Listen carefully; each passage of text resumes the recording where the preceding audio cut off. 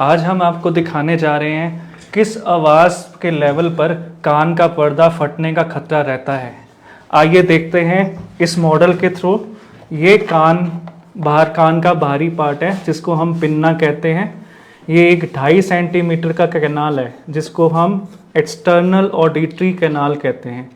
ये कान का पर्दा है और इसके बियॉन्ड हम किसी भी इंस्ट्रूमेंट से देख नहीं सकते जब तक कान के पर्दे में फटा ना हो।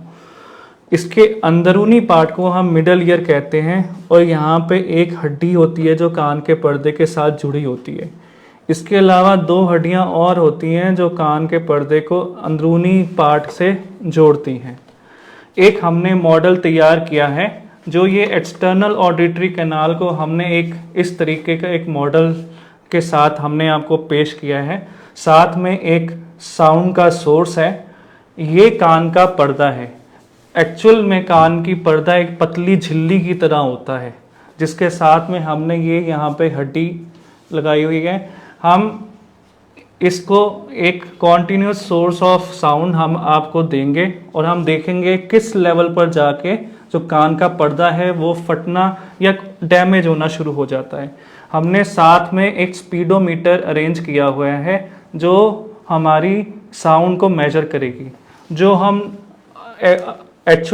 जो हम बात करचीत करते हैं उसकी साउंड का लेवल 30 से 40 डेसिबल होता है जो अभी इस स्पीडोमीटर में आपको दिखाई दे रहा होगा।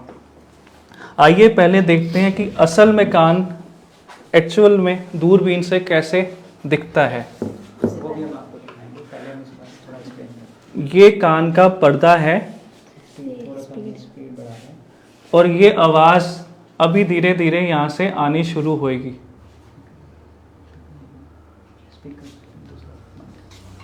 आपको धीरे धीरे आवाज़ आनी शुरू होगी और आप ये देख रहे हैं कि ये हड्डी हिलनी शुरू हो गई है। जैसे आवाज़ हम कम करते हैं उसकी हिलना कम हो जाता है और जब आवाज़ का साउंड बढ़ता है 70-60 डेसिबल से पास जाता है तो उसका हिलना ज़्यादा तेज़ हो जाता है।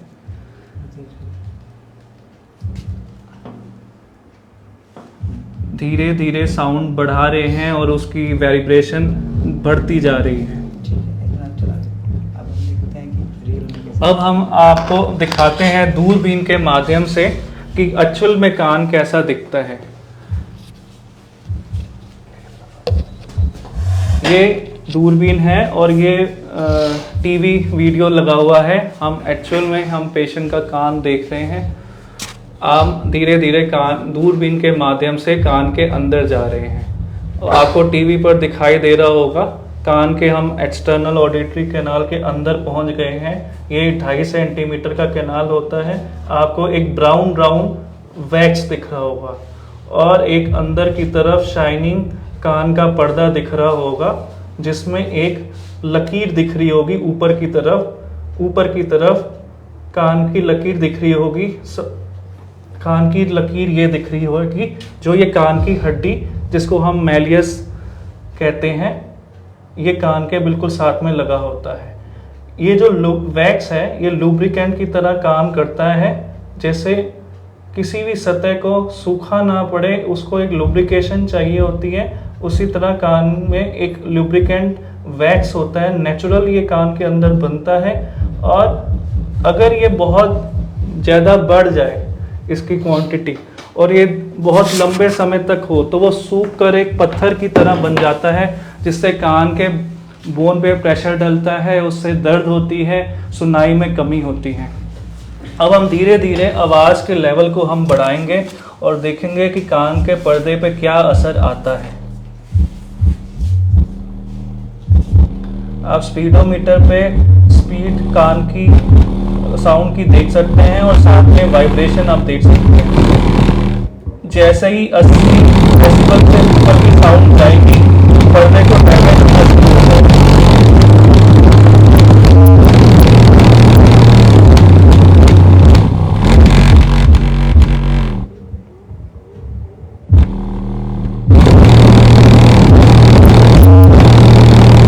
नॉर्मली अगर हम बहुत ही 85 डेसिबल या उससे ऊपर की साउंड हम सुनते हैं तो कान का पर्दा या उसमें सुनने की क्षमता में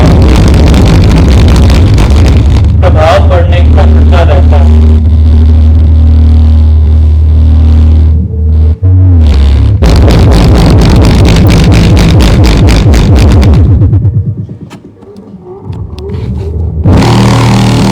और आप ये देखेंगे कि कान का पट्टा फट गया है जब एक हाई लेवल की नॉइज बहुत टाइम तक आपको दी गई तो वो कान का पर्दा फट गया।